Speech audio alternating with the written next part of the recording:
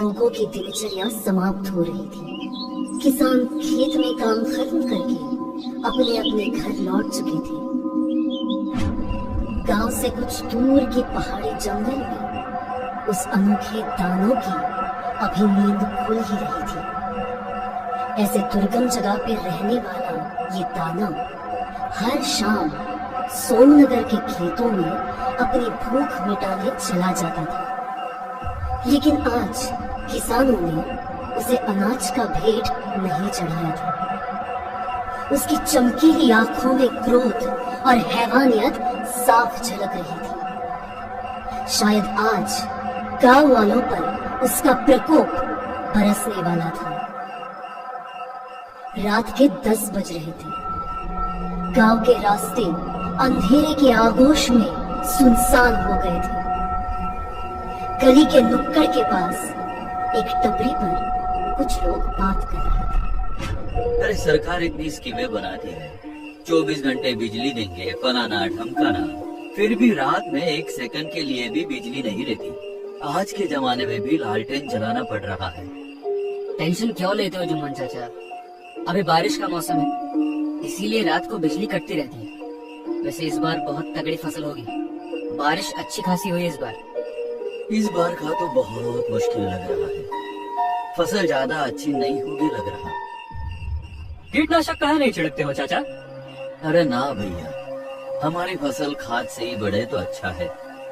भले ही वक्त लगे, लेकिन अनाज की क्वालिटी भी तो बढ़िया मिलेगी। तभी एक ऑटो अचानक से वहाँ आया। अरे रामू, तू यहाँ खड़ा है? वह तेरी फसल को ना जाने क्या हुआ है। क्या बोल रहा है राजू? पता नहीं, मैं ऑटो लेकर तेरे खेत के पास से निकल रहा था, तभी मैंने देखा पूरी की पूरी फसल सड़ गई थी। लगता है राजू टेंकर आया है। ऐसे कैसे सड़ जाएगी फसल? अगर ये मजाक है तो ठीक नहीं होगा राजू, कह देता हूँ। अरे अपने अम्मा की कसम, मजाक नहीं है ये। आ, मैं तुझे दिखाता हूँ। रामू जल्दी से राजू के ऑटो में जाकर बैठ गया। अरे रुको, मैं भी चलता हूँ। रुको, मेरी भी दुकान बंद करने का वक्त हो गया है, मैं भी आता हूँ। जल्द ही गांव का आबादी वाला हिस्सा पीछे छूट गया। मकानों पर लटकी हुई लालटेनें भी दिखना बंद हो गई थी। कुछ ही देर में तीनों रामू के खेत पहुंच गए।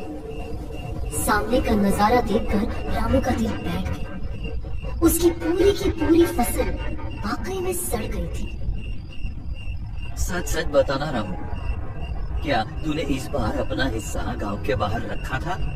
रामू चुप रहा, उससे कोई जवाब देते हुए नहीं बना। चुप काहे हो बुढ़बा? जवाब दे, तूने गांव के बाहर हिस्सा रखा था कि नहीं?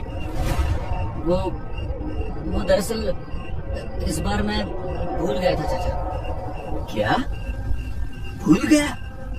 हरामखोर, ये भूल गया कि साल के इस वक्त हम अपनी फसल का एक हिस्सा खेत से काट कर गाँव के बाहर रखते हैं, ताकि गाँव में पिशाच का प्रकोप न फैले।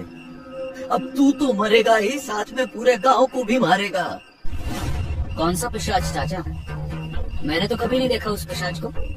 फिर मैं क्यों इस अफवाह के चलते अपनी मेहनत का आधा हिस्सा जंगली जानवरों को दे आऊं? अरे मूर्ख इंसान, पिशाच तूने इसलिए नहीं देखा क्योंकि हमेशा सब लोग नियम से इस रिवाज का पालन करते आए हैं। ना जाने इस बार क्या होगा। तुझे हमारी प्राचीन प्रथाओं का सम्मान करना चाहिए था रामू। भले ही तू इस गांव में नया है, पर तुझे सबने हमारे गांव के इतिहास के बारे में बता दिया था। तूने सिर्फ इस प्रथा का अपमान नहीं किया, बल्कि हमारी जान भी खतरे में डाल दी। ये सब बस मनगढ़ंत कहानियां हैं। मुझे यकीन है गांव के ही किसी व्यक्ति ने मेरी फसल में कोई रसायन डालकर इसे बर्बाद किया है। कल सुबह तक उसका पता भी जरूर लगा लूंगा। जिसे तू काल्पनिक पिशाच कह रहा है ना, गांव वाले उसे फसल का देवता मानकर उसकी पूजा करते हैं। हमारा यह मानना है कि पिशाच शक्तियों की वजह से ही कम बारिश में भी इस गांव की फसल बेहतरीन होती है। बदले में पिशाच बस एक फसल का हिस्सा ही तो चाहता है।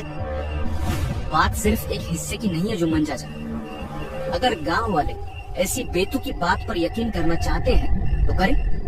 मैं नहीं मानता किसी फसल देवता को, जिसको जो करना है कर ले। तभी मनोज और जुम्मन डर के मारे धीरे धीरे पीछे हटने लगे।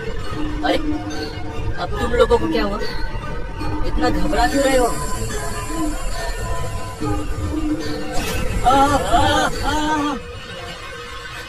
जुम्मन चाचा और मनोज पूरी तरह से चीखते हुए ऑटो की तरफ भागे। राजू, ऑटो स्टार्ट कर।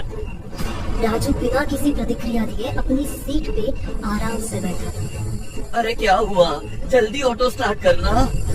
उस भयानक पिशाच ने रामू को मार डाला। हमें गांव में जाकर सबको उसके बारे में बताना होगा। तबाही तबाही आने वाली है, गांव में तबाही।